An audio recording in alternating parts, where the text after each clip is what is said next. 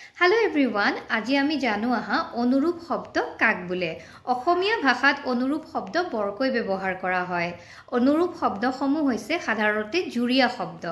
মূল শব্দৰ অৰ্থৰ জোৰ বুজাবৰ বাবে মূল শব্দটোৰ আগত বা পাছত কিছুমান অৰ্থহীন শব্দ সংযোগ কৰা হয় আৰু এনে শব্দসমূহ সংযোগ কৰি যি নতুন শব্দৰ গঠন কৰা হয় তাকে অনুৰূপ শব্দ বোলে। অনুৰূপ শব্দসমূহৰ কিছুমান উদাহৰণ হৈছে যেনে চাহ তাহ খৰি চেনি টেনি ইত্যাদি। অনুৰূপ শব্দৰ ক্ষেত্ৰত দুটা কথা মন কৰিবলগীয়া। প্ৰথমটো হৈছে যে অনুৰূপ শব্দসমূহ দুটা অংশৰে গঠন কৰা হয়। প্ৰথম অংশটো স্বাধীনভাৱে প্ৰকাশ হ'ব পাৰে আৰু লগতে ইয়াৰ নিজস্ব অৰ্থ আছে, কিন্তু দ্বিতীয় অংশটো স্বাধীনভাৱে প্ৰকাশ হ'ব নোৱাৰে আৰু ইয়াৰ কোনো নিজস্ব অৰ্থও নাই।